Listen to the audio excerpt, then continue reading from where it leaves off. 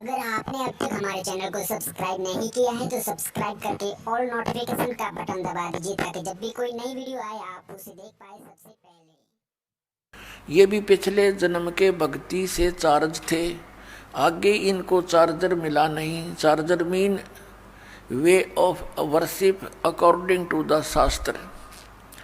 शास्त्र विधि अनुसार ये सत साधना प्राप्त हुई नहीं, तो जिस कारण से उनकी पिछले जन्म की बैटरी यानी पुण्यकर्म रहे तब तक चार्ज रही वो बैटरी, तब तक तो उनके घरों में सारे सुख दिखाई देते थे।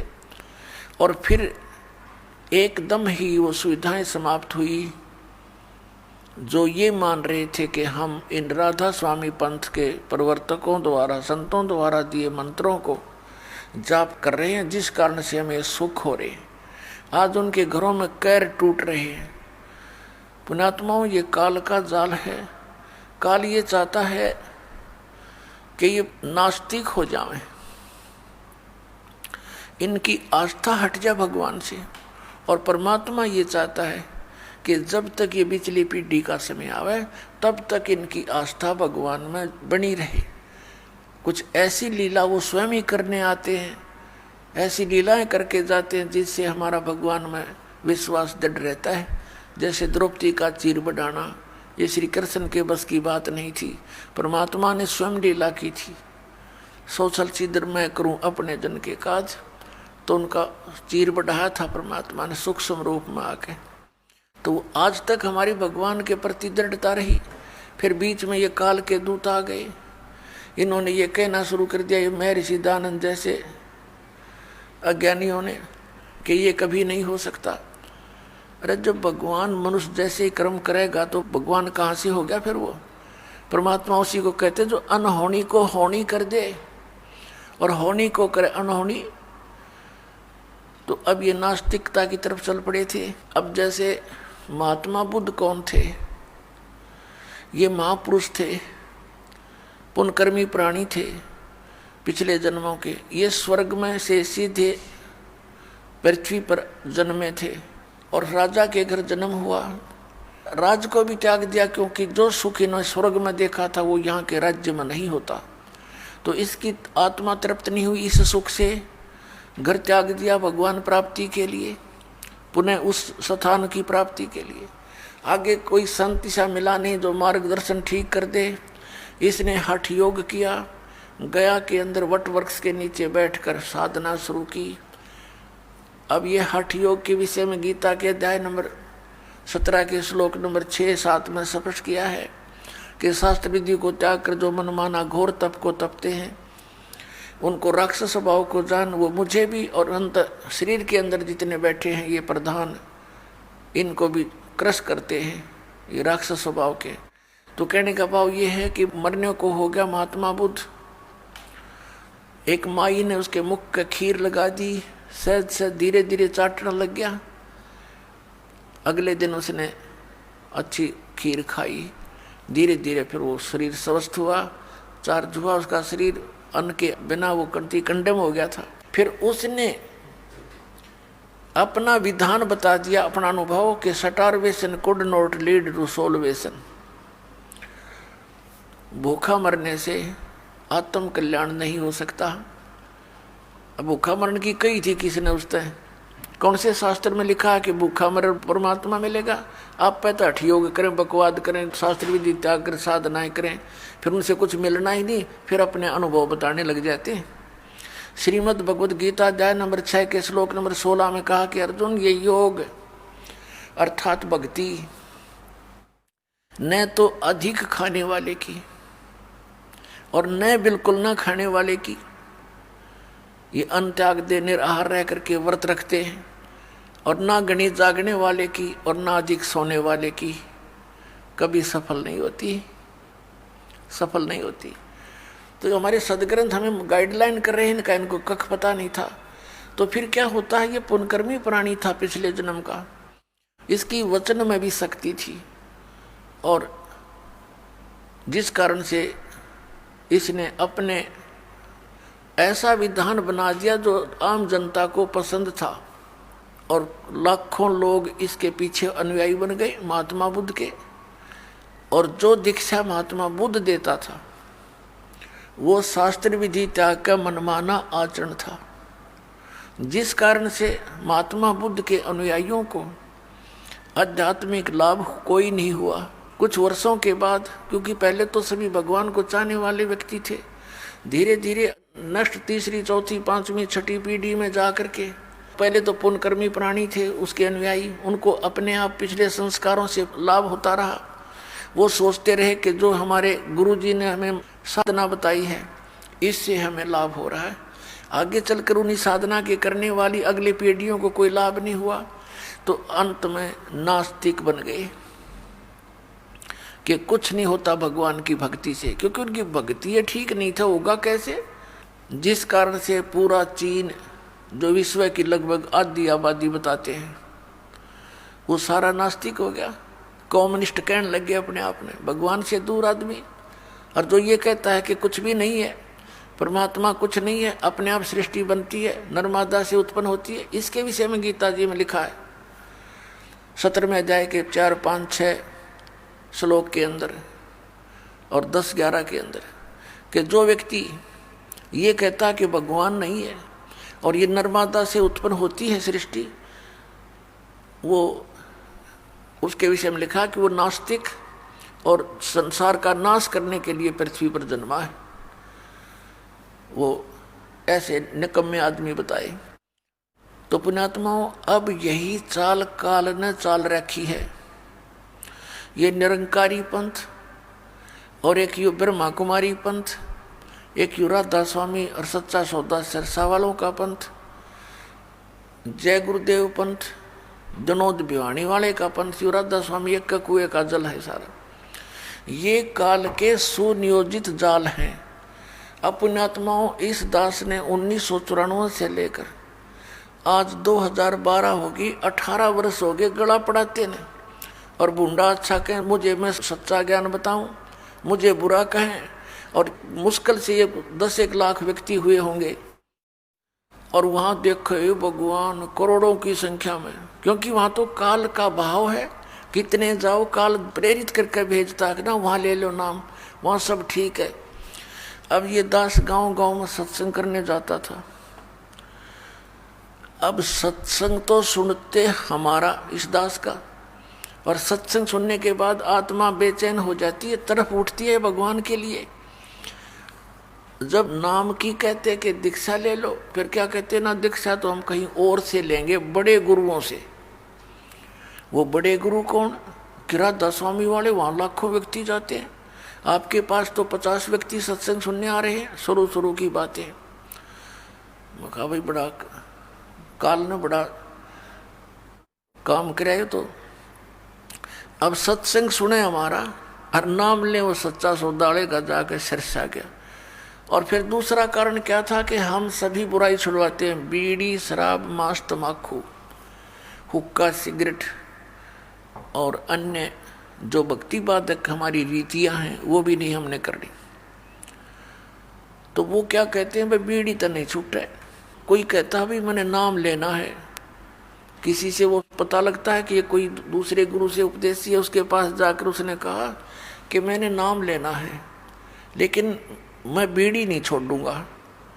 तो कहते राधा स्वामी वाले और धन धन सतगुरु वाले कहते बीड़ी की कोई बात नहीं, आ जा तेना नाम दिवा के लाऊं। वो गिल हो लिया, बस बीड़ी छोड़नी नहीं, नाम गुरु जी का ले लिया, मोक्ष हो जाएगा। अब खाक मोक्ष होगा उसका। एक बहन अपनी बहन को नाम दिलाने लाई, उसने बताया कि ये मेरी बहन है। वो उसकी बहन पहले से दीक्षित थी दास से।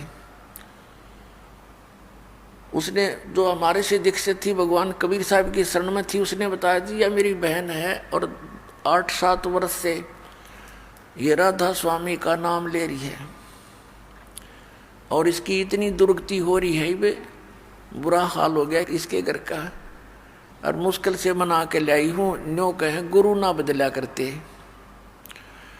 और जो उसके आसपास की जो औरतें थी वो न्यों कहती थी गुरु तो ऐसा बदल लिया, ऐसा खसम बदल लिया। रफ फूटे बाग थरे।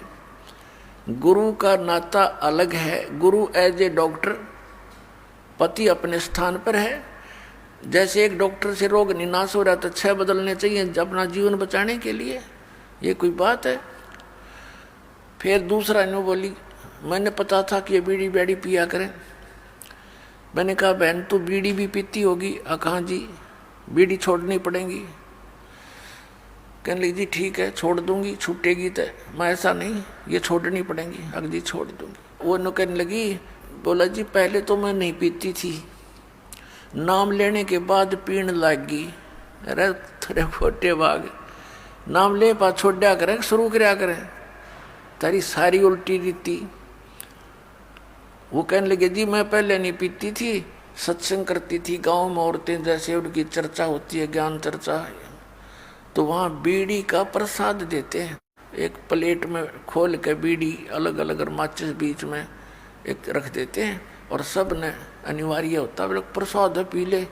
क्यों शिवदयाल जी भी हुक्का पाड़ा करता, तो इनका हुक्के कोई आंट नहीं तम्बाकू की। और परमात्मा कहते अमल आहारी आत्मा कदे न पावे पार, भांग तम्बाकू छोतरा आफू और शराब, कह कबीर कैसे हो बंदगी ये तो करें खराब। अब प्रसंग चल रहा है, हम उसी पर आते हैं। तो वहां से नाम ले आए, क्यों वहां कोई मर्यादा की आवश्यकता नहीं, सारे संसारिक कर्म वैसे ही करते हैं जो एक भगत को नहीं करने चाहिए। तो कहने का भावदास का ये है कि ये सभी पंथ काल के चलाए हुए हैं। जैसा आपने पहले भी सुना है कि काल ने कहा था कि कलयुग में जब आप भेजोगे अपना अंश, जैसे परमात्मा ने कहा कि जब 5505 वर्ष कलयुग बीत जाएगा तब ये बात मेरी साची होगी। क्या साची होगी? कि मैं कलयुग में उस 5500 जो वर्ष कलयुग बीत जाएगा अपना अंश भेजूंगा, अपनी प्यारी आत्मा अपना दास भेजूंगा, और वो सतनाम देने का अधिकारी होगा। उसके ज्ञान को सुनकर के सभी पंथ और सभी मजहब भक्ति करेंगे विधिवत, सब बुराई छोड़ देंगे और सभी एक हो जाएंगे, और पूरे विश्व में सतनाम का जाप करके सिमरन करके मोक्ष प्राप्त करेंगे और सब बुराई से दूर हो जाएंगे। सतयुग जैसा माहौल पूरी पृथ्वी पर इस भक्ति युग में एक बार पुनः फिर होगा। तो तब काल ने कहा था कि मैं और भी बहुत से पंथ आपके सतलोक सचखंड के नाम ले लेकर चलवा दूंगा, और वो सभी पंथ वो नाम मेरा ही जाप करेंगे काल का, यानी सतनाम को छोड़ के और जितने भी मंत्र हैं और सार नाम आदि नाम को छोड़कर सभी जाप काल के हैं मंत्र विधि, और उनके जाप करने वाला काल कहता है मेरा ही होगा। ये प्रोमिस करा था परमात्मा से, प्रार्थना करके वचनबद्ध करे थे, भगवान आपका नाम जपें आपका, आपकी भक्ति करें आपके, और मेरी करें वो मेरे। तो एक सतनाम और सार नाम को छोड़कर सभी मंत्र काल के हैं, तो वो अपने आप काल के जाल में रहेंगे। तो इस काल ने कहा था कि 12 पंथ करूं मैं साजा, नाम तुम्हारा ले करूं आवाजा। 12 पंथ नाम जो ले ही वो मेरे मुख आन समोही, और अनेक पंथ चलाऊं। वो 12 पंथों से अलग कहता, और अनेक, जैसे ब्रह्मा कुमारी, राधा स्वामी पंथ, धन धन सतगुरु सच्चा सौदा जगमाल वाली और सिरसा पंथ, और ये जय गुरुदेव पंथ, वे 5 नाम जाप करते हैं। सच्चा सौदा वाले ने थोड़ी सी चतुरता कर ली, काल मूर्त सब स्वरूपी राम सतपुरुष, ये कोई मंत्र है? ये तो एक महिमात्मक नाम है, उस परमात्मा के उपमात्मक नाम है, उसको तो हमने पाना है, उस सतपुरुष को, अकाल मूर्त को। जल की महिमा सुनाई जा रही है, जल पानी नीर करते रहो। क्या जल मिल जाएगा? उस जल पानी नीर को तो हमने ढूंढना है, उसका प्रोसेस अलग है। हैंडपम्प लगाओ, वो की मारो, और फिर हैंडपम्प ऊपर लगेगा मशीन, और फिर उसकी पूजा करो, उसको हलाओ, सेवा करो, वो जल निकलेगा। ऐसे ही सतनाम और आदि नाम और प्रथम के वो 5 नाम, ये पूरा प्रोसेस है उस जल को प्राप्ति का, उस सतपुरुष को प्राप्ति का। ये पूजा ही नहीं है, पूजा उसकी होती है जिसको इष्ट रूप में हम मानते हैं। जैसे एक पतिव्रता बेटी होती है, पतिव्रता पत्नी होती है, वो अपने ज्वाइंट फैमिली में रहती है। जेठ भी होते हैं, जेठानी भी होती है, देवर और देवरानी भी होती है, सास ससुर भी होते हैं, छोटी बड़ी ननद भी होती है, रिश्तेदार भी आते हैं, और भी कोई मित्र प्यारे उसके पति और ससुर के आते हैं। तो सबका आदर करती है, सबसे प्यार से बोलती है और बहुत अच्छा व्यवहार करती है। लेकिन वो उनकी पूजा नहीं कर रही, वो पूजा तो अपने पति की कर रही है। आदर सत्कार कोई अन्य वस्तु होता है। अब पूजा में और सत्कार में दिन रात का अंतर होता है। अब जैसे वो पहले ऐसे ढंग से रहती है घर में, पतिव्रता लड़की में सारे गुण होया करें, वो एक गुण से पतिव्रता नहीं बन जाती। वो तो पतिव्रता लट्ठम लट्ठा रहे, सारे दिन ननद गेलिया, कदे सास के साथ, कदे ससुर ने गाली दे रही, वह क्या की पतिव्रता, वो तो कली आ रही है। तो पतिव्रता के अंदर सारे गुण होया करें। पतिव्रता तो है ही है, साथ में वचनव्रता भी होनी चाहिए, यानी ऐसे वचन बोले जो किसी ने दुख ना दे। तो वो ऐसी लगती है कि जैसे सबको बहुत अच्छा प्यार देती है, सबको अपनी सी लगती है। लेकिन जब वो ज्वाइंट फैमिली अलग होती है, वो ज्वाइंट फैमिली में रहती थी, इकट्ठा परिवार में रहती थी, जब वो भिन्न भिन्न होते हैं तो उससे में देखो पूजा किसकी करती थी, उसके हिस्से में एक चम्मच भी आई होगी उसको भी नहीं छोड़े, जब बैठा लाओगी कि मेरी है, अपने पति के साथ अपने घर में चली जाएगी जो उसके हिस्से में आए हैं, फिर ना देखा उनकी तरफ झांक कर भी। तो पुण्यात्मा, हम यहाँ इस पृथ्वी पर रह रहे हैं, हमारा एक ज्वाइंट फैमिली है, उसमें हमारे मुखिया कौन है? ये तीनों देवता, रजगुण ब्रह्मा, सतगुण विष्णु, तमगुण शिव जी, दुर्गा और गणेश, और साथ में ये ब्रह्म। तो हम इनके साथ रह रहे हैं, ये हमारी ज्वाइंट फैमिली है, ये यहाँ के प्रधान हैं। तो यहाँ के प्रधानों से हमें, जब तक हम यहाँ रहेंगे तो सभी सुविधाएं नहीं से प्राप्त होगी हमें। और जब हम यहाँ से चलेंगे तो हम इनकी जो साधना करते हैं, ये पूजा नहीं करते, ये हमारा एक नैतिक धर्म बना है, इनका सत्कार करें, बड़े छोटे का यथोचित सत्कार करना हमारा कर्तव्य बनता है। तो हम इनका सत्कार करते हैं, पूजा नहीं करते हैं। जैसे आपने बैंक लोन ले रखा है और साथ में मीटर कनेक्शन ले रखा है, बिजली का, पानी का और टेलीफोन कनेक्शन ले रखा है, तो इन सब का जो तुम बिल भरते हैं आप, तो पूजा थोड़ी है, वो तो उनका देना है, उसको प्यार से दिया जाता है, प्रेम के साथ उनके साथ व्यवहार, अपना कांटेक्ट रखा जाता है।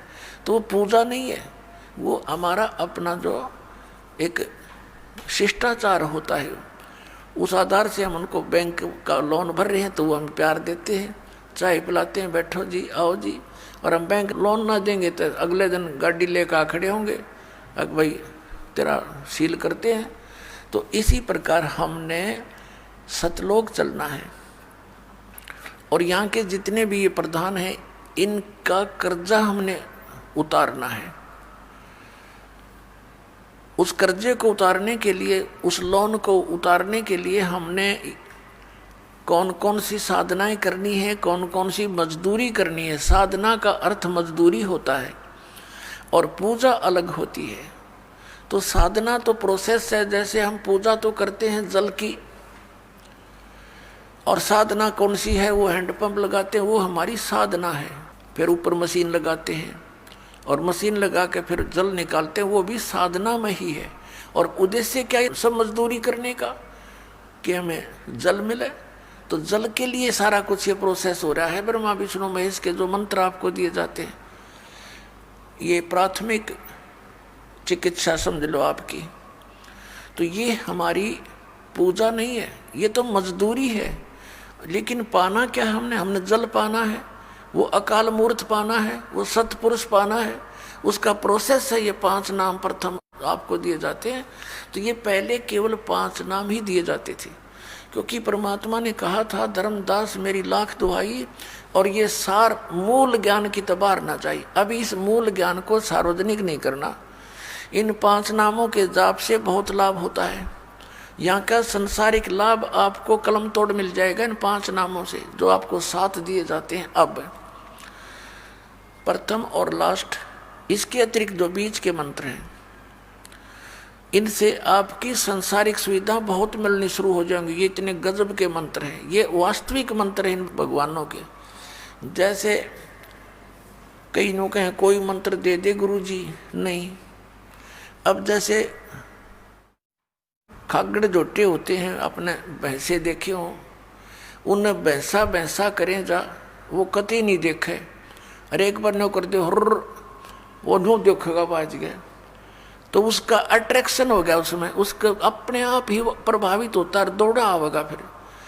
तो ऐसे ये मंत्र हैं जो इन भगवानों को विवश कर देते हैं, ऐसे अट्रैक्ट होने के लिए और खींचने के लिए। इसलिए सतनाम कहलाता है। ये जो 2 अक्षर का मंत्र है, ये सच्चा नाम है और इसी से प्रभावित होते हैं। तो पुण्यात्मा, ये जो 5 नाम हैं, पहले परमात्मा ने धर्मदास साहिब जी को कहा था ये 5 नाम देना, लेकिन अब परमात्मा ने आदेश दिया है कि ये 7 नाम देना। 5 तो है ही है, तो इन 7 नामों में क्या विशेषता बन गई कि मान लीजिए आपको सतनाम प्राप्ति हुआ नहीं और आपकी मृत्यु हो जाती है, तो ये पहला और लास्ट वाले मंत्र में इतनी शक्ति है कि आपको तुरंत ये मानव शरीर प्रदान करवाएगा, तुरंत, और कहीं जाने की आवश्यकता नहीं। सीधा 10वें महीने बाहर आ लेगा माँ के पेट से, गोदी में यहीं पर। और पहले ये मंत्र इसलिए नहीं दिए जाते थे क्योंकि ये नकली भी मंत्र इसी का शुरू कर देते हैं। और उसमें क्या था, मालिक ये 5 नाम इसलिए देंगे कि इनसे इनको यहाँ संसारिक थोड़े बहुत सुख मिलते रहेंगे, ये घने दुखी ना होंगे, मोक्ष तो इनसे नहीं हो सकता इस तरह के जाप से। लेकिन समय पर रोटी कोठी और ये संसारिक व्यवसाय जो तुम समझते हो, ये इससे ठीक चलते रहेंगे। तो इसलिए प्रदान किए जाते थे कि ये इनमें कुछ तो आस्था भगवान की बनी रहेगी, क्योंकि परमात्मा अलग दिखा देता है जो भक्ति करने वाले को कि मुझे आज लाभ भगवान की तरफ से हुआ है। ऐसे था। तो उस समय यदि मनुष्य जीवन शीघ्र भी मिल जाता तो भी कोई लाभ नहीं था, क्योंकि सतनाम और सार नाम देने का वो टाइम नहीं था। अब ये समय आ गया सतनाम और सार नाम देने का।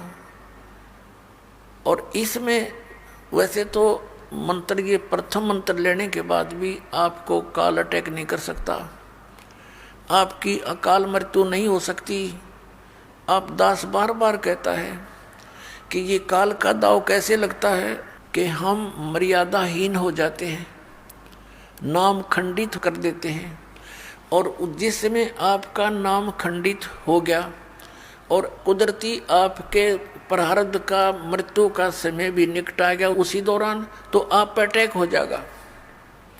कुछ एक ऐसे भक्त हैं जो नाम ले लेते हैं और नाम भी कई बार खंडित कर लिया और वो अभी तक जीवित है, तो अभी उनका वो ठीक का समय ना आया है, वो मृत्यु का समय नहीं होगा, इसलिए दाव लग रहा है। तो पुण्यात्मा, आप जी ने नाम लेने के बाद मर्यादा को सबसे अधिक महत्व देना है। भक्ति से कम भी हो जा लेकिन मर्यादा रहे। जैसे आप जी समुद्री जहाज में बैठ गए, तो जहाज में बैठे, जहाज चल रहा है और उससे नीचे उतरने की चेष्टा करोगे तो डूब कर मर जाओगे। तो कुछ समय के बाद आपकी स्थिति ऐसी हो जाएगी, कैसी, और फिर मर्यादा रखने से लाभ होगा। मर्यादा खंड होने से कितनी हानि होती है। जैसे माता गर्भ को रखे यत्न बनाए, ठेस लगे तो क्षीण होवे, ऐसे भक्ति जावे। जैसे माता गर्भ को रखे यत्न बनाए और ठेस लगे तो क्षीण होवे, छिन्न हो जा, नष्ट हो जाती है। ऐसे भक्ति जाए। अब जैसे माता को गर्भ रहा हो, फिर वो कितनी सावधानी बरतती है उस अपने लाल को, बच्चे को, बेटा या बेटी को जो उसके गर्भ में पल रहा है, उसकी कितनी सावधानी बरतती है कि कहीं मेरा गर्भ खराब ना हो जा। रात को करवट लेती है माता, तब भी उसको चिंता बनी रहती है कहीं मेरे बालक पर दाब ना आ जा। एकदम फड़क के उठती है, चलती है, कदम रखती है पृथ्वी पर तो भी बड़े नाप तोल के रखती है, कहीं झटका लग जा, बच्चा खराब ना हो जा, तो अपना लाल प्राप्त कर लेती है। इसी प्रकार जिस दिन आपको उपदेश मिल गया उसी दिन आपके अंदर भक्ति का बीज गिर गया, ये सत्कर मान लेना। धीरे धीरे आप भक्ति की सब क्रियाएं करते रहोगे तो ये भक्ति रूपी लाल आपका अंदर फल पल रहा है, और इसमें थोड़ी सी मर्यादा हीन होगे तो ये खंड हो जाएगा, अपने आप अक्षीण हो जाती है भक्ति। तो जैसे इसमें मर्यादा बहुत अनिवार्य है, जैसे सीता जी थी, श्री रामचंद्र की पत्नी, वनवास में थे, कुटिया बना कर रह रहे थे, एक बगीची भी बना रखी थी छोटी सी फुलवाड़ी सी फूलों की। तो उसमें एक ऐसी कोई घटना घटी इनके साथ, वो लंबी कहानी है या नहीं बताऊंगा। तो उन्होंने एक रेखा खींच दी थी झोंपड़ी के चारों तरफ, और सीता से कह दिया था लक्ष्मण जी ने कि माता, वो बड़ी भाभी थी, उसको माता के तुल डील करता था कि आप जी इस रेखा से बाहर ना जाना, जब तक आप इस रेखा में रहोगी आपको कोई हानि नहीं कर सकता, ना जंगली जानवर कर सकता, ना कोई दानव कर सकता, राक्षस नहीं कर सकता। और वो दोनों भाई फिर मृग के पीछे चले गए थे। एक स्वर्ण मृग दिखाई दिया था, सीता ने कहा था इसको लाओ, किसी तरह लाओ। अब दोनों भाई चले गए उस सीता के कहने से। पीछे से रावण, लंका का राजा, एक साधु वेश बना के वहां आया, सीता को उठाने के उद्देश्य से, अपहरण करने के उद्देश्य से। और जो ही वो निकट गया, उसने कहा कि माई भिक्षा देना। तो सीता ने कहा आ जाओ महाराज, कुटिया के निकट आकर ले जाओ। वो जो ही आगे को बढ़ा, रेखा के निकट आते उसमें से अग्नि की लपट निकली। 10 कदम पीछे रावण भाग कर गिरा और कहा कि तुम साधु संतों के साथ ऐसा व्यवहार करते हो, भिक्षा देनी है तो बाहर आकर दे दे। अब सीता ने अपनी जीव सोच से सोचा था कि फर्क पड़े है, साधु है, अभी दे आती हूँ भिक्षा, अभी आ जाती हूँ वापस। अब वह भिक्षा लेकर बाहर को चली, रेखा पार कर गई, और जो ही भिक्षा डालने लगी उसने बाजू पकड़ ली यहीं से और गेर ली कंधे पे, जा पिटकी 9 लखा बाग में। उसकी जरा सी लगी, क्या फर्क पड़े, और के नाश करा दिया उसने। वो मूर्ख से तो ये कह कर गए थे इससे बाहर मत जाना, तेरे को हानि हो जाएगी। और फिर कितना नाश कराया, करोड़ों व्यक्ति मारे गए, तब उसको छुटवा के लाए। तो पुण्यात्माओं, ऐसे ये मर्यादाएं हैं। ये लक्ष्मण जैसी रेखा समझ लेना जो मालिक ने बता रखी है। आन उपासना नहीं करनी, बीड़ी शराब मांस तम्बाकू छूना भी नहीं है, किसी और देव पर आसक्त नहीं होना, हमने पति भरता पद पर आना है। जैसे जो पति भरता पति से राती, आन पुरुष नहीं भावे, बस पीहर में सुरत परितम में, ऐसे ध्यान लगावे। पति भरता पत्नी अपने पति के अतिरिक्त किसी भी पुरुष से, वो किसी प्रकार का भी, उसको कोई वस्तु वांछित नहीं होती। कहने का भाव ये है, चाहे कोई सोने का स्वर्ण का बन करके पुरुष खड़ा हो जा, उसमें उसका पति वाला भाव नहीं हो सकता। तो ऐसे ही हम अपने कबीर परमात्मा और पूर्ण परमात्मा कबीर साहिब जी के अतिरिक्त किसी भी देव से, किसी भी अन्य देवता से, भगवान से हम कोई भी वस्तु नहीं मांगे। यदि उनकी तरफ जरा सा भी ध्यान हमारा गया कि ये इससे अर्ज करो मुझे ये वस्तु दे दे, तो हम पतिव्रता पद से गिर गए। क्योंकि जो परमात्मा ने साधना बताई है उससे ये अपने आप देंगे। कैसे देंगे? एक कैसा दे सब सदे, सब साधे सब जावे, माली सींचे मूल को, फले फूले अगाए। एक कैसा दे सब सदे और सब साधे सब जावे। और माली यानी बुद्धिमान व्यक्ति, माली का अर्थ है जो बाग के पूरे प्रोसेस से परिचित होता है, उसको समझदार व्यक्ति यानी अपने जॉब का मास्टर। तो वो माली सींचे मूल को, माली सींचे मूल को, फले फूले अगाए। तो पुण्यात्माओं, आज जो प्रसंग चल रहा था पहले उसको पूरा करते हैं कि जैसे ये सभी काल के पंथ हैं और ये नाम सभी काल के देते हैं। पांचों नाम जैसा आपको घटरामायण में दिखाया था, पांचों नाम काल के जानो, पांच नाम जीव जब भाखा और छठवां नाम गुप्त कर रखा। इन द्वारा छठवां नाम भी कोई नहीं। और फिर नीचे बताया है कि आदि नाम और सतनाम। आदि नाम ले काल गिराऊं, सतनाम ले जीव उभारी, अस चल जाऊं पुरुष दरबारी। सतनाम ये 2 अक्षर का मंत्र है जिसमें एक ओम है, एक तत् है। श्रीमद् भगवद गीता अध्याय नंबर 17 के श्लोक नंबर 23 में लिखा ओम तत्सत इति निर्देश ब्रह्मण त्रिविद समर्थ है।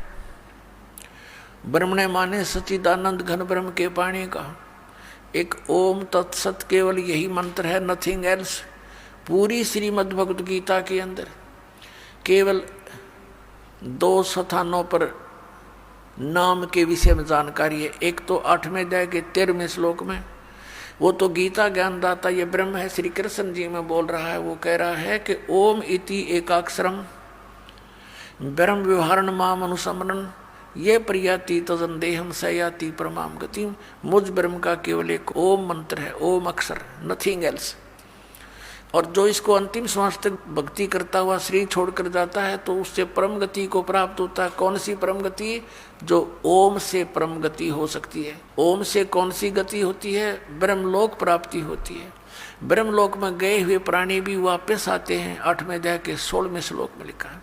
और गीता ज्ञानदाता 2 अध्याय के 12वें श्लोक में, 4 अध्याय के 5वें और 9वें श्लोक में, 10वें अध्याय के 2 श्लोक में गीता जी में कहता है अर्जुन तेरे और मेरे बहुत जन्म हो चुके हैं, तू नहीं जानता मैं जानता हूँ।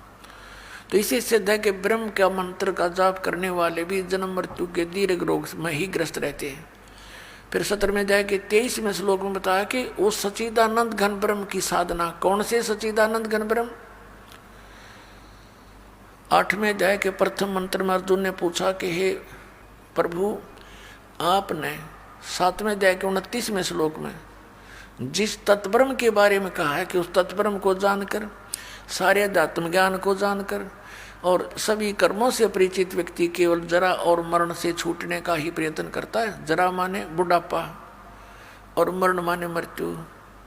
तो 8वें अध्याय के प्रथम श्लोक में पूछा फिर किम तत्ब्रह्म, वो तत्ब्रह्म क्या है, अध्यात्म क्या है और ये कर्म क्या है। 8वें अध्याय के 3 श्लोक में गीता ज्ञानदाता ने कहा वो परम अक्षर ब्रह्म है, वो गीता ज्ञानदाता से अन्य है। और 4 अध्याय के 32 और 34 श्लोक का ये निष्कर्ष है कि बताया है कि जो धार्मिक अनुष्ठानों की जानकारी है वो सच्चिदानंद घन ब्रह्म की वाणी में विस्तार से कही गई है। ब्रह्मणे मुखे शब्द है मूल पाठ के अंदर 4 अध्याय के 32वें श्लोक में। तो मूल पाठ में है ब्रह्मणे मुखे। इन्होंने अनुवाद गलत कर दिया, वहां पर गीता अनुवादकर्ताओं ने वेद की वाणी कर दिया।